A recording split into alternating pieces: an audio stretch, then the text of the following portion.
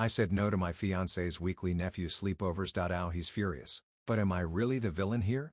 The smell of burnt toast wafted through the kitchen as Mike stumbled in, rubbing the sleep from his eyes. The digital clock on the oven blinked an angry red, reminding him that he had forgotten to reset it after the last power outage.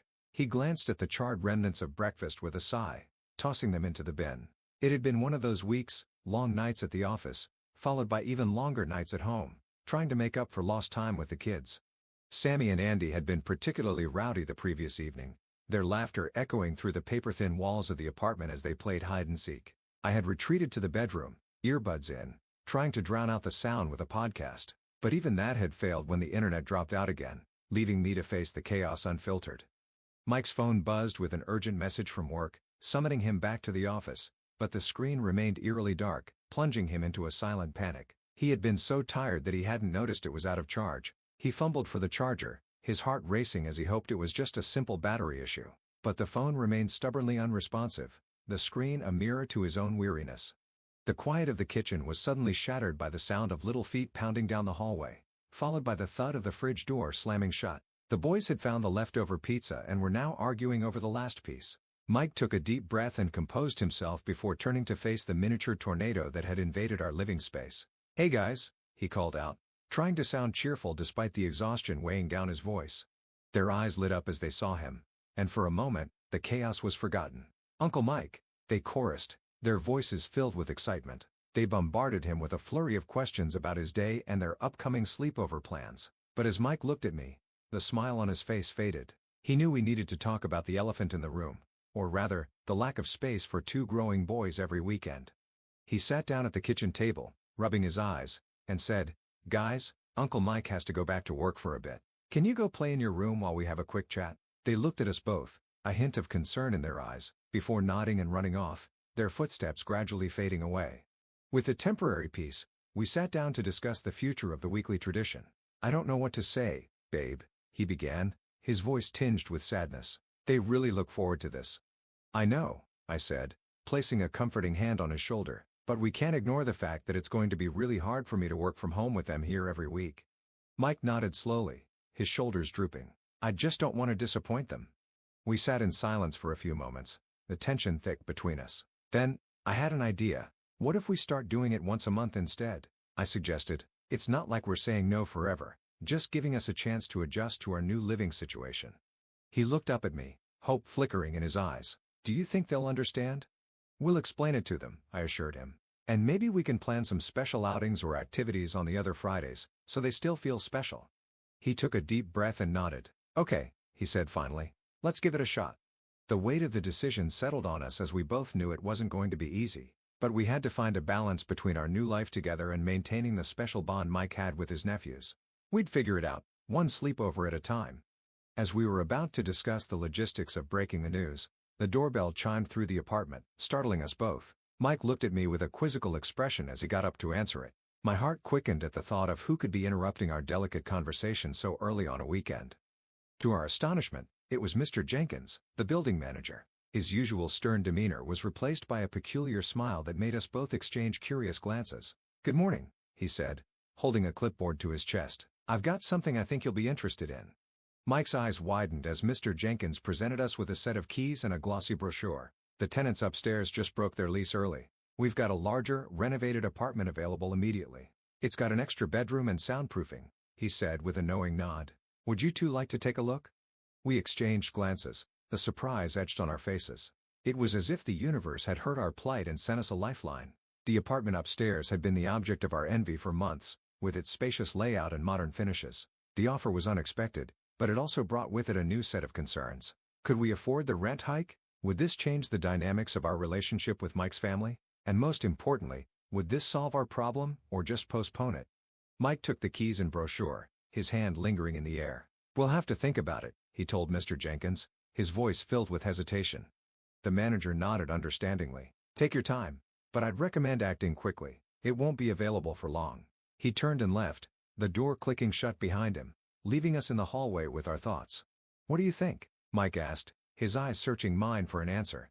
I took the brochure and flipped through the pages, imagining the boys' delight at having their own space during their weekly visits. The new apartment would certainly alleviate my work from home woes, and perhaps give us all some much-needed breathing room. But the price tag was steep, and I knew Mike had been saving for a new car. "Let's go see it," I said finally. "We can decide after that." The stairs creaked beneath us as we climbed to the second floor. The door to the apartment swung open, revealing a pristine space that was a stark contrast to our cluttered abode. The walls were freshly painted in calming shades of blue, the floor gleaming with new hardwood. There was an office space, separate from the main living area, that would serve as my sanctuary from the kids' noise, and the bedroom for the boys had a closet that was almost as big as ours. As we walked through the apartment, the potential grew more tantalizing. The soundproofing was a game-changer. We could host sleepovers without disturbing my work. Yet, the thought of leaving the comfort of our current home and the memories we had built there was bittersweet. Mike looked at me, the excitement in his eyes now tempered by doubt. "Is this what we want?" I took a deep breath and let out a slow exhale. "It's a big change," I admitted. "But maybe it's the solution we need." We stood in the doorway of the potential new apartment, the future stretching out before us like a blank canvas. It was a chance to redefine our boundaries and create a new normal that worked for everyone. But first, we had to navigate the delicate conversations with his family and decide if this was truly the path we wanted to take. As we were about to leave, a knock sounded from the door across the hall. A tall, mysterious-looking woman with piercing blue eyes and a warm smile greeted us. "Hello," she said, extending her hand. "I'm Lila. I heard you're considering moving in here." Mike took her hand with a confused smile. "Yes, we're just looking around," he replied. Lila's eyes twinkled with mischief. "Well, if you do decide to take the plunge, I might have an offer that could sweeten the deal." She leaned in closer and lowered her voice. "I'm a professional nanny with a knack for crafts and keeping little ones entertained. I'd be more than happy to help out with the boys on Friday nights. In fact," she said, her smile growing wider, "I might even be able to convince them that crafts with Auntie Lila are more fun than video games." I couldn't hide my shock, but Mike's eyes lit up with hope. "Really?" Lila nodded. "Really. I've noticed how much you both care for your nephews, and I can see it's been a bit of a juggling act. I'd be happy to lend a hand." She paused, then added, "And it turns out we have a bit of history together." Her words sent a jolt of curiosity through me. What kind of history could we possibly have with this stranger? But before I could ask, she continued, "I used to work with Sammy and Andy's mom. She was a dear friend of mine. When she passed away, I promised to look out for those two rascals."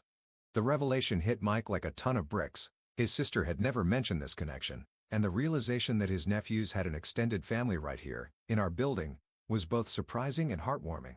It was as if the universe had sent us not just a solution, but a sign that we were on the right track. "Thank you, Lila," Mike managed to say, his voice thick with emotion. "We'll definitely keep that in mind." As we left the apartment, the weight of our decision had shifted. With Lila's help, the burden didn't feel so heavy anymore. We had an unexpected ally, a lifeline in the form of a kind neighbor who understood the complexities of blended families and the need for balance. Mike turned to me, his eyes brimming with hope. "Maybe this could work," he said. "We could still have the sleepovers, but with a little extra help." The thought of Lila's calming influence and her bond with the boys made me feel a bit better about the whole situation. "Let's talk to your sister first," I suggested. "Make sure she's okay with it." Mike nodded, already pulling out his phone to make the call. "You're right, but I have a good feeling about this." The conversation with Mike's sister was surprisingly positive. She was thrilled to hear about Lila and the possibility of her being a part of the boys' lives. It seemed that she had known her too, and had only the best things to say about her. With her blessing, we were one step closer to making the leap into the unknown. The following Friday, as we prepared to tell Sammy and Andy about the potential move, Lila knocked on our door, a bag of art supplies in hand. "I thought we could break in the new place with a little crafting," she said, winking at me. "If you decide to take it, of course." The boys' faces lit up at the sight of the glitter and paint, and suddenly the apartment didn't seem so small anymore. The four of us sat down in the empty living room, surrounded by the promise of new beginnings and the comfort of an old friendship rediscovered. As we painted and laughed, the walls of our future home felt less like a prison and more like the backdrop to a new chapter in our lives, one that included not just us, but an extended family we never knew we had. The tension between Mike's love for his nephews and my need for a quiet workspace began to unravel, revealing a tapestry of shared moments and memories that could only grow richer with time. The decision was still ours to make, but the path ahead looked a little brighter with Lila by our side. But as we were about to sit down and talk it over with Sammy and Andy, the doorbell rang again. This time, it was an unexpected face that greeted us, Mike's long-lost brother, Tom, who we hadn't seen in years. His grin was infectious, and the boys' eyes went wide with excitement as he scooped them up in his arms. "Uncle Tom," they squealed, burying their faces in his neck. Mike looked equally shocked, his hand frozen mid-dial on his phone. "What are you doing here?" Tom chuckled and set the kids down. "I got your mom's email about the wedding," he said. "Thought it was time I crashed the party." The room was filled with laughter and stories of the past as Tom regaled us with tales of his travels. He had always been the adventurous one, the sibling who'd chosen the road less traveled. And as he spoke, a new idea began to form in my mind. "Mike," I whispered, tugging at his shirt sleeve. "What if Tom took the boys on weekend adventures?" Mike's eyes widened, and he looked from me to Tom and back again. "You wouldn't mind?" Tom's smile grew. "Mind? I'd love it. I've missed these little rascals. Besides," he winked at the boys, "it's time I taught them how to fish."